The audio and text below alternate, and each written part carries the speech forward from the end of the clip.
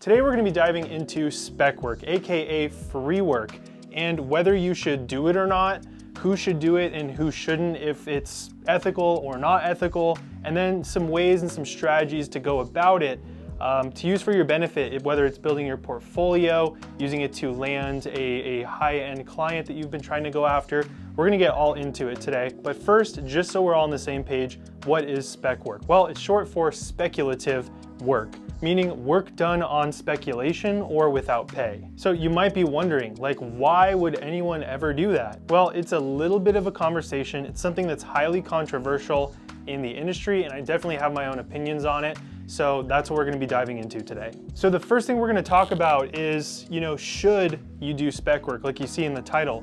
And then also, who should do spec work? And then also, how should we go about doing spec work? And also, why would we wanna do spec work? These are gonna be the main topics we're gonna cover today in this video. So first, should you do spec work? And this actually kind of ties in with who. So let's talk about that first with my poorly drawn arrow. So whether you know me or not, or if you're new to the channel here or not, I successfully grew a mid-six-figure per year video business. We offered brand story videos, we offered retainers for social media that are ongoing every month, and I worked with a variety of different industries: healthcare, fitness, manufacturing, agriculture. I've kind of done a lot of work. And the first probably 50 to 100 videos that I made, I did for free. I got into this because I liked making videos. Then eventually, I wanted to monetize my passion and be able to do what I loved for a living. So I made dozens upon dozens of videos just for fun, just for myself, to really learn the craft and get better at making videos. That was about 10 years ago when doing this wasn't as common. Cameras were more expensive, the barrier to entry was higher. Now you can make a pretty nice video or run a business practically off an iPhone or on $2,000 to $3,000 worth of equipment. So with that, I think there's a lot of people getting into this space with that intention of turning it into a business before being super passionate about filmmaking or video production itself. So to me, doing spec work to build my portfolio, to build experience, to learn and get better at making videos was kind of just a no-brainer, and I didn't really mind doing it. I didn't really have hesitation towards doing it. But I can understand if you're doing this purely to make money and purely as a business, which is okay, that you may not want to do a ton of free work. So this leads us right into who should be doing spec work and should you be doing spec work? My simple answer to that is if you're just getting started, then yes, you need to do some spec work, especially if you're trying to monetize your skills here and run a business, because you're gonna have a really hard time selling, I'm just gonna say hard time selling to your clients if you don't have anything to show them. If you're all talk, but you can't show them what you're actually gonna be providing them, it's just gonna make selling really, really, really difficult. So if you're just getting started or you don't feel super confident in your filmmaking skills or your ability to put together quality work quite yet, then yeah, you should do some spec work. Even if it's only 2, 3, 4 videos tops, you don't really need many more than that. A common mistake that I see with all this is, a lot of people kind of go down this endless path of doing more spec work because they never feel confident in their portfolio. And that's something I want to address because, like I just said, 2, 3, 4 pieces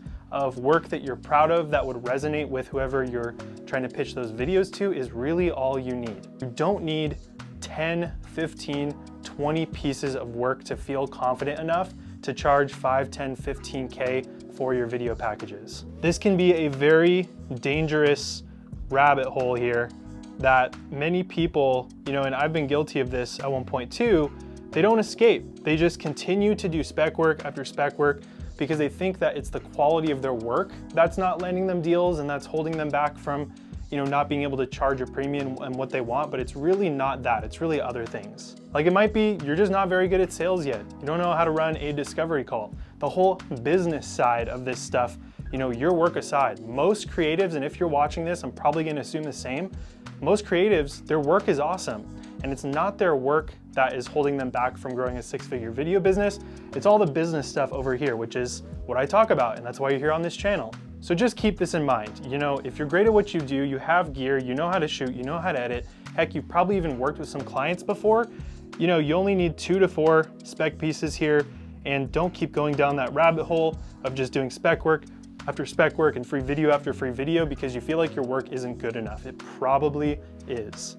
All right, so to go back to who should be doing spec work, you know, if you're a total beginner, you're just starting out, you have, you know, nothing to show clients, you know, yeah, you need to build a bit of a portfolio first.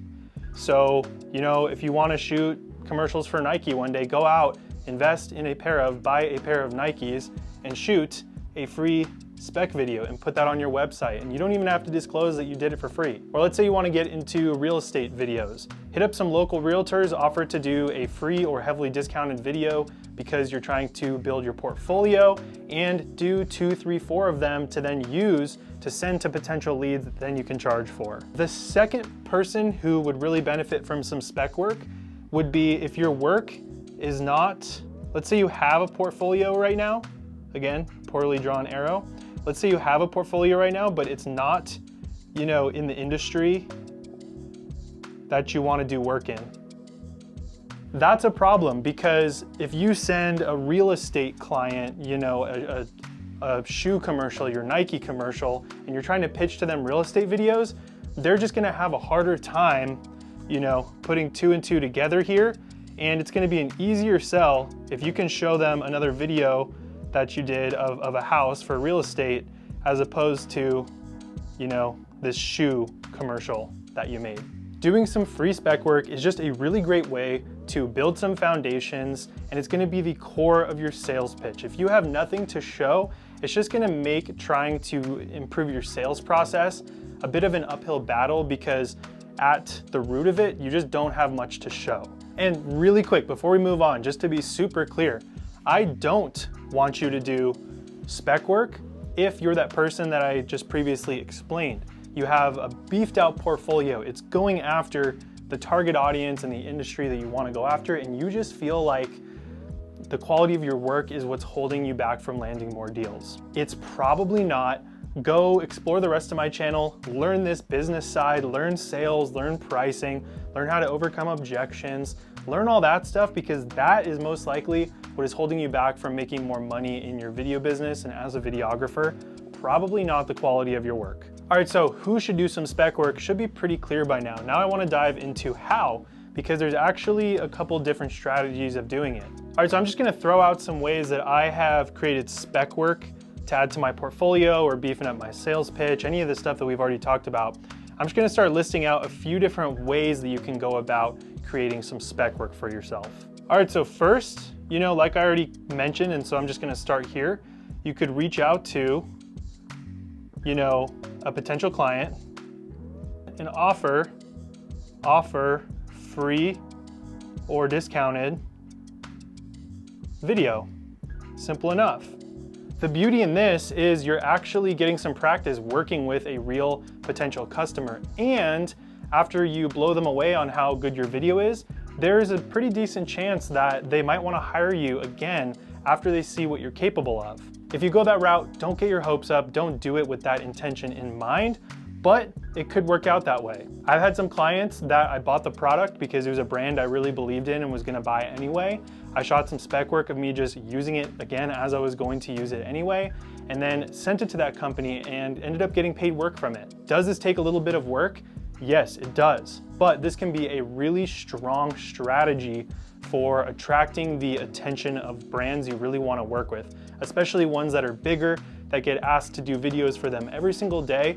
Instead of, you know, telling them what you're gonna do, just buy the product and then show them. So this can kind of kill 2 birds with 1 stone, because you get a piece for your portfolio and you have something that you might be able to really use to strengthen your pitch to that brand. All right, next, and I just kind of went through it, but you could just buy, you know, the product, and then you could shoot a spec commercial of that. I actually just had a student that I mentor, that I coach to grow her video business, who wanted to work with this one specific company. I'm not gonna mention details.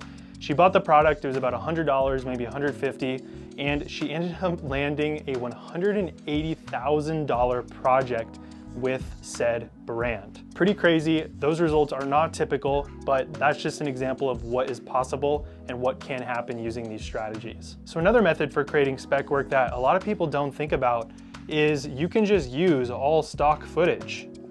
So, maybe you just want to create a piece to send to a brand that you want to work with, but you don't necessarily want to use all the resources it would take to go out and actually produce that video from scratch. So you gather up a bunch of stock footage. You can even use AI for the voiceover, pro tip.